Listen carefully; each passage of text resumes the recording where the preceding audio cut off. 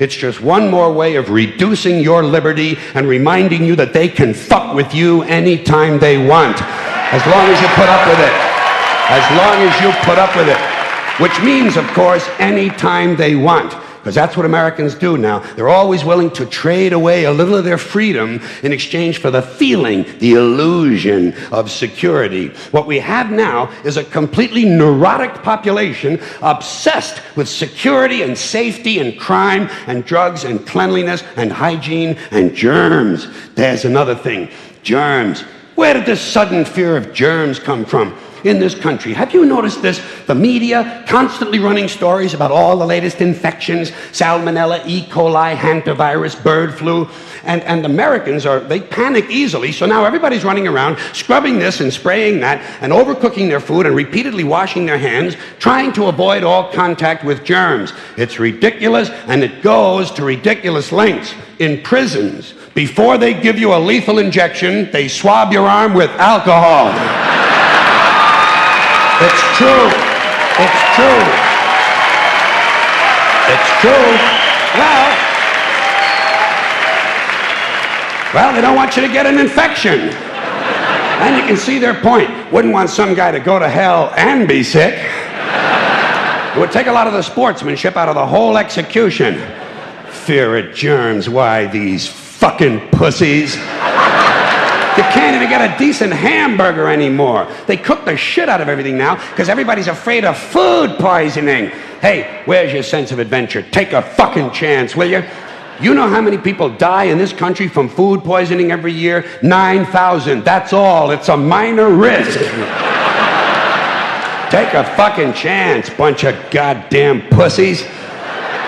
Besides, what do you think you have an immune system for? It's for killing germs.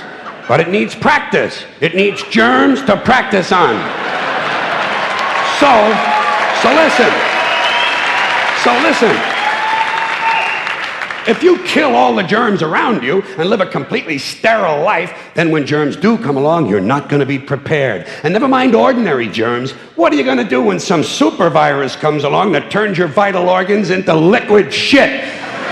I'll tell you what you're going to do. You're going to get sick, you're going to die, and you're going to deserve it because you're fucking weak and you got a fucking weak immune system. Now, all right, God damn it.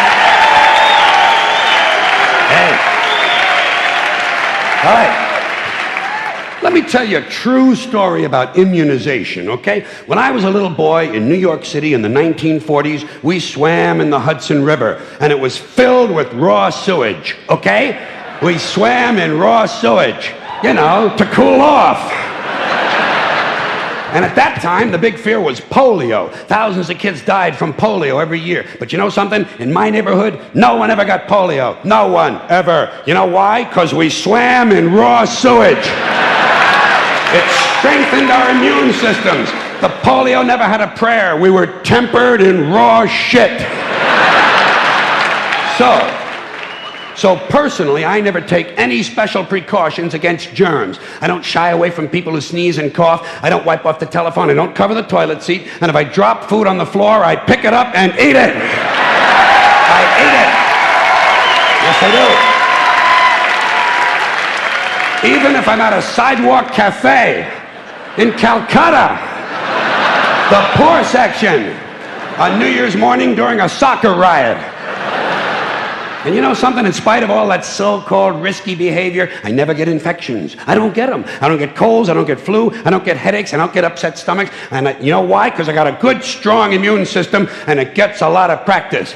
My immune system is equipped with the biological equivalent of fully automatic military assault rifles with night vision and laser scopes. And we have recently acquired phosphorus grenades, cluster bombs, and anti-personnel fragmentation mines. So, when my white blood cells are on patrol, reconnoitering my bloodstream, seeking out strangers and other undesirables, if they see any suspicious-looking germs of any kind, they don't fuck around. They whip out the weapons, they wax the motherfucker, and deposit the unlucky fellow directly into my colon. Into my colon. There's no nonsense. There's no Miranda warning. There's none of that 3 strikes and you're out shit. First defense, bam, into the colon you go. Yeah, hey. Oh.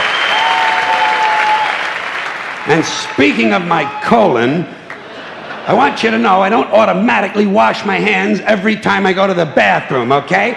Can you deal with that? Sometimes I do, sometimes I don't. You know when I wash my hands? When I shit on them. That's the only time.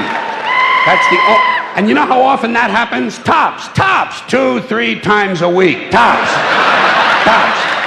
Maybe a little more frequently over the holidays, you know what I mean? And I'll tell you something else, my well-scrubbed friends. You don't always need a shower every day. Did you know that? It's overkill. Unless you work out or work outdoors or for some reason come in intimate contact with huge amounts of filth and garbage every day, you don't always need a shower. All you really need to do is to wash the 4 key areas. Armpits, asshole, crotch, and teeth. Got that? Armpits, asshole, crotch, and teeth. In fact, you can save yourself a whole lot of time if you simply use the same brush on all 4 areas.